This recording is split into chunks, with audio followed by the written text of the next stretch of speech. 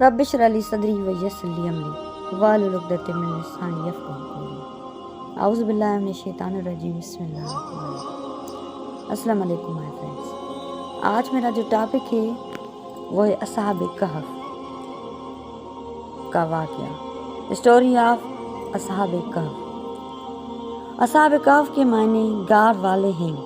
یہ چند سچے مومن نوجوان بچوں کا قصہ ہے جس کو قرآن پاک میں سورہ کہف میں بیان کیا گیا ہے۔ آج سے سینکڑوں برس پہلے کسی ملک میں ایک مشرک اور ظالم بادشاہ تھا جو خود بھی اللہ کو چھوڑ کر بتوں کی پوجا کرتا تھا اور دوسروں کو بھی بتوں کی پوجا کرنے کا حکم دیتا تھا۔ جو ایسا نہیں کرتا اس کو سخت سزائیں دیتا تھا۔ ان کی سلطنت میں کچھ نوجوان بچے جن کی تعداد تقریباً 7 تھی۔ اللہ نے ان کو سیدھا راستہ دکھایا۔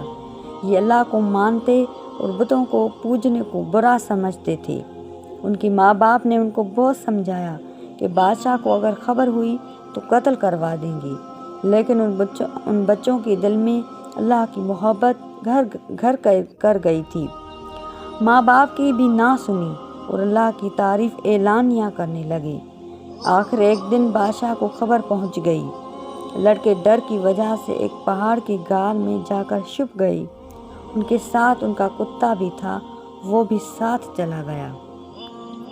جب بھی کوئی شخص اللہ کا ہو جاتا ہے تو اللہ بھی اس کی مدد کرتا ہے۔ جب یہ غار میں پہنچے تو اللہ تعالیٰ نے ان کو سلا دیا اور کتا غار کے منہ پر بیٹھ گیا، اس کو بھی اللہ تعالیٰ نے سلا دیا۔ اللہ تعالیٰ نے اپنی نشانی اور لوگوں کو اپنی قدرت دکھانے کے لیے 300 سال تک سلائے ان کو رکھا۔ اس عرصہ میں پتہ نہیں کتنے بادشاہ ختم ہو گئے، زمانہ بدل گیا، لوگ بدل گئے۔ 300 سال بعد اللہ تعالیٰ نے ان کو تھوڑی دیر کے لیے جگایا۔ ان کو ایسا معلوم ہوا کہ وہ بھی ابھی سوئے تھے۔ انہوں نے دیکھا کہ سب چیزیں اس طرح موجود ہیں جس طرح وہ سوئے تھے۔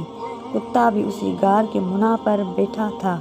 ان لوگوں کو بھوک معلوم ہوئی تو انہوں نے اپنے چند ساتھیوں کو سکے دیے کہ چپ چاپ جا کر کسی بازار جا کر کچھ کھانا لے آئے۔ جب یہ ساتھی بازار گئے تو وہاں کی ہر چیز بدلی ہوئی نظر آئی۔ دکان پر کھانا لیا۔ خریدار جب وہ سکہ دیکھا تو لوگوں کو بہت تعجب ہوا کہ یہ سکہ فلاں بادشاہ کی حکومت کا تھا جس کو مرے ہوئے کئی 100 برس ہو گئے ہیں۔ لوگوں کو شک گزرا کہ کہیں کوئی خزانہ تو ان کو ہاتھ نہیں لگا، اور آہستہ آہستہ یہ بات اس وقت کے بادشاہ کو پہنچی۔ یہ بادشاہ بہت ایماندار تھا اور اللہ کو اور روز آخرت کو مانتا تھا۔ اس نے ان لڑکوں کو اپنے دربار میں بلایا اور سارا قصہ سنا۔ بادشاہ کو اور حاضرین کو بہت تعجب ہوا اور بادشاہ مہ درباریوں کے اس غار تک انہوں نے ان لڑکوں کو سوتا ہوا دیکھا۔ ان کی آنکھیں کھلی ہوئی تھیں مگر جسم سو رہے تھے۔ بادشاہ اور ان کے درباریوں پر ایک وحشت طاری ہو گئی اور واپس چلے گئے۔ یہ لڑکے جو کھانا لینے آئے تھے غار میں داخل ہوتے ہی اپنے ساتھیوں کے ساتھ مل کر پھر سو گئے۔ بادشاہ اور ان کے درباریوں کو اور یقین ہو گیا کہ اللہ تعالیٰ بڑی طاقت اور قدرت والا ہے، مرنے کے بعد اسی طرح زندہ کرے گا جس طرح ان غار والوں کو کیا ہے۔ یہ لوگ اسی غار میں قیامت تک سوتے رہیں گے۔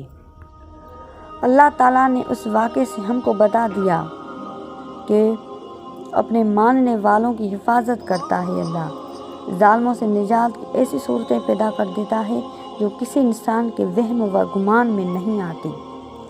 ہم کو بھی یہ سبق ملتا ہے کہ جس شخص میں اللہ تعالیٰ کی محبت پیدا ہو جاتی ہے وہ کسی بڑے بادشاہ سے بھی نہیں ڈرتا۔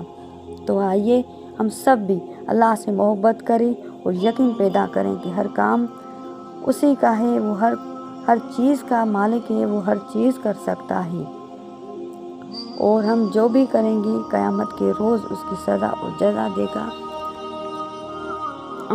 ہم اس بات کا بھی یقین کر لیں کہ ہم مریں گے اور قیامت کے روز ہمیں اللہ پھر اٹھائے گا۔ اگر اللہ غار والوں کو اٹھا کر پھر سلا سکتا ہے تو ہمیں کیوں نہیں اٹھائے گا۔